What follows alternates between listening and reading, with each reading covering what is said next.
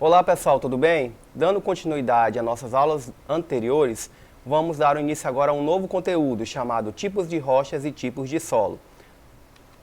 Observem as figuras. Aproximadamente 67% da crosta terrestre é coberta por água e somente 33% dela forma os continentes, onde está a maior parte das rochas conhecidas e utilizadas pelo ser humano. Observando as fotografias a seguir, aí você observa qual é a relação que existe entre a figura número 1, que está em cima, e a figura número 2. Se você andar pela rua observando o que está ao seu redor, identificará materiais como areia, cascalho, barro, pedras. A maioria desses materiais é encontrada na superfície ou no interior da crosta terrestre e é constituída de minerais. Explicando de modo simples, os minerais são substâncias químicas que formam as rochas e são encontradas na natureza no estado sólido. Então, os minerais, eles são encontrados na natureza na forma sólida. Quando eles se juntam, eles vão formar então as chamadas rochas. E essas rochas, elas têm diversos tipos que nós vamos ver a partir do momento da aula. Rochas. Agora vamos ver qual é a definição de rochas. Rocha é a união natural de minerais. Compostos químicos definidos quanto à sua composição podem ser encontrados no decorrer de toda a superfície terrestre. De acordo com a sua origem, as rochas são classificadas em... As rochas podem ser ígneas, sedimentares e rochas metamórficas. Então existe aí um tipo de classificação para as rochas. Elas podem ser ígneas, metamórficas ou rochas sedimentares. E a gente vai detalhar cada uma nas aulas seguintes. Vamos falar primeiro das rochas ígneas ou rochas magmáticas. As rochas ígneas também são chamadas de magmáticas. Elas são formadas pelo resfriamento do magma. Existem dois tipos de rochas ígneas que diferenciam pelo local onde o magma resfriou. Existem as rochas ígneas vulcânicas, que formam-se na superfície da Terra quando o magma extravasa como a lava do vulcão e se resfria rapidamente. É como se formam a chamada pedra pómez e o basalto. As rochas ígneas plutônicas, elas são formadas quando o magma se resfria lentamente abaixo da superfície terrestre. É o caso do granito. Então nós temos aí dois tipos de rocha. A mais conhecida é o granito, né, que às vezes é muito utilizada aí para ornamentar casas, e também tem a pedra pómez, que é bem fácil de encontrar no supermercado. Então eles são os dois tipos aí de rochas magmáticas. O que são rochas sedimentares? São aquelas rochas formadas pela decomposição e compactação de diversos tipos de fragmentos ao longo de milhões de anos. A maior parte da superfície da Terra é composta por sedimentos, que são partículas soltas de origens diferentes, como diferentes tipos de rochas dos continentes e oceanos, restos de organismos que secretam conchas minerais e cristais inorgânicos que precipitaram em elementos químicos dissolvidos nos oceanos e nos lagos. Então as rochas sedimentares são as mais comuns, que são aquelas que, por exemplo, os animais, que já morreram há milhões e milhões de anos, se sedimentaram então nas rochas, formando então essas rochas chamadas de rochas sedimentares. Bom, esses fragmentos são formados por um processo chamado de intemperismo. Mas o que é o intemperismo? O intemperismo corresponde à ação de fatores climáticos, como mudanças de temperatura, chuva e ventos, que alteram a cor, a textura, a composição ou a forma de que é exposto a ele, por exemplo, as rochas. Os fragmentos podem ser transportados pela ação dos ventos e das águas. Então a gente observa que tanto o vento, a água, que no caso a chuva, ela faz com que o solo ele mude constantemente. Com essa mudança, então, é chamado de intemperismo, que faz com que haja um processo aí dessas chamadas rochas sedimentares. E as rochas metamórficas? Observe a figura. Nós vemos o mármore, o xisto, a gneiss. O mármore ele é mais conhecido, né? As rochas metamórficas são formadas pela transformação de qualquer tipo de rocha em estado sólido, como as ígneas, as sedimentares e as próprias rochas metamórficas. Essa transformação acontece quando, em partes profundas da crosta terrestre, as rochas são submetidas às altas pressões e temperaturas, produzindo então novas texturas e novos minerais, alterando a composição original da rocha. Então, conforme vocês estão vendo na figura, esse tipo de rocha metamórfica, ele é transformado em partes mais profundas da Terra. Isso devido às grandes temperaturas e pressão, fazendo que haja o surgimento de novos minerais. E esses novos minerais, ele altera essa composição original da rocha, originando então essa chamada rocha metamórfica. Os vários usos para as rochas. As rochas são amplamente utilizadas na construção civil, em pisos, revestimentos de paredes, tampas e pias de banheiro e de cozinhas e calçamentos de ruas e como componentes de concreto.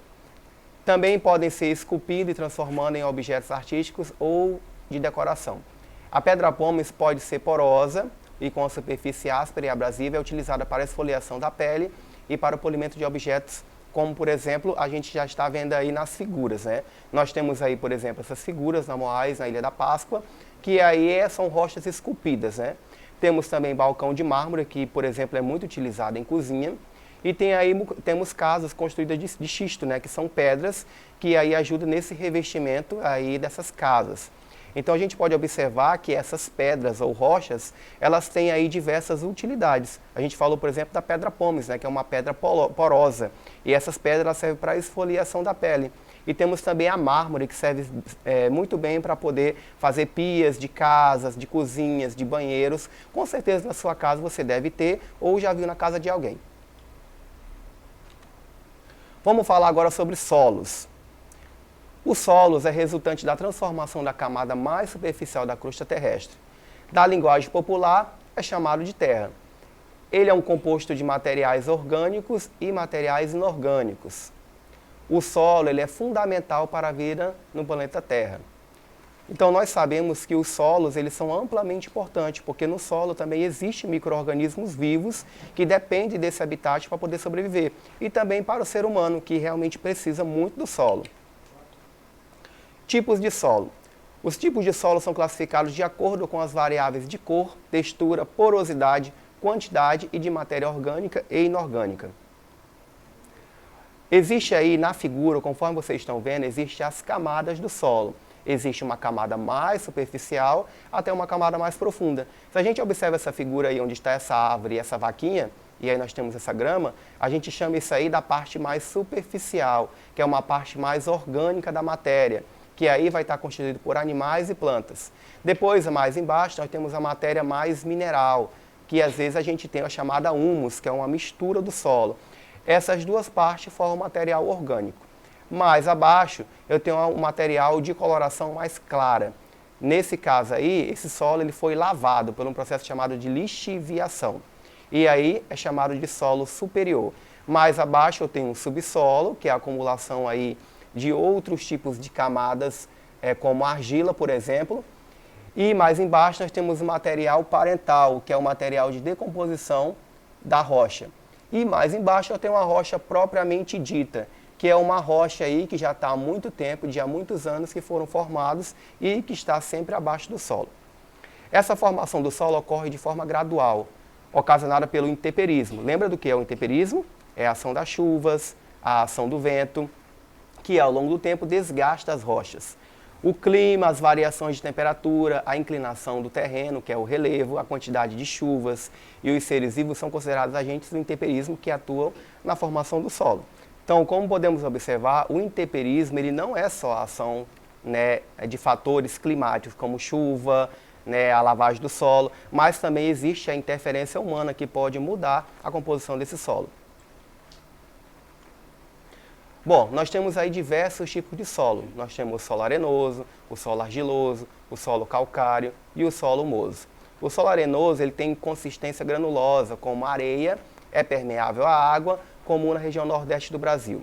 Nós temos o solo argiloso, que tem consistência fina e é impermeável à água, comum em alguns estados da região sul e a região sudeste do Brasil. Temos o solo calcário, que é formado por partículas de rochas, é seco e esquenta muito quando recebe a luz do sol, comum em regiões do deserto. Nós temos também o solo humoso, ou orgânico, que tem grande concentração de material orgânico em decomposição. Ele é fértil e ideal para a agricultura. Então, olhando para as figuras e vendo a explicação, você já consegue saber. O que mais a gente conhece em relação ao solo é o solo arenoso, né, que é a nossa areia. O solo humoso é aquele que tem material orgânico, que geralmente é usado para diversos tipos de plantações. Temos aí também o solo árido, o solo latossolo, o solo lixiviado e o solo siltoso. O solo árido não possui água em sua composição, é comum em regiões de baixa ocorrência de chuva, em comparação com a temperatura. O solo latossolo é composto por argilas e cantins, além de conter alumínio e ferro. O solo lixiviado, que é um solo mais lavado, ele possui pouca ou nenhuma quantidade de nutrientes e sais minerais desprovidos de nitrogênio e potássio. É o solo lavado pela água da chuva. Tem também o solo siltoso, é composto por partículas de silt, isso facilita a erosão. Como o solo sustenta a vida? Observem a figura e observando vocês podem observar que esse solo ele é cheio de micro-organismos. Existem formigas, bactérias, né? Nós temos o tatuzinho de jardim, larvas, as minhocas também vivem do solo. No solo são encontrados nutrientes formados principalmente por nitrogênio, fósforo e potássio.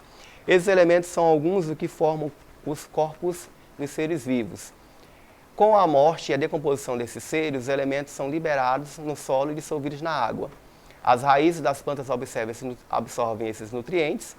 Quando os outros seres vivos se alimentam das plantas, os nutrientes se transferem para o seu organismo.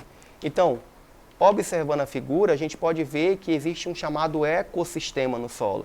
Esse ecossistema, então, é formado por diversos tipos de espécies diferentes de animais, formando, então, uma comunidade. Pode ter minhocas, formigas, bactérias, fungos. Todos eles dependem do solo para poder sustentar a vida. Vamos agora exercitar? Questão número 1. Qual a definição dada para a rocha? E a questão número 2. Quais os tipos de rochas que podem existir? Vamos lá? Bom, qual é a definição dada para a rocha? É a união natural de minerais, compostos químicos definidos quanto à sua composição e podem ser encontrados no decorrer da vida em toda a superfície terrestre. Questão número 2. Quais os tipos de rochas que podem existir?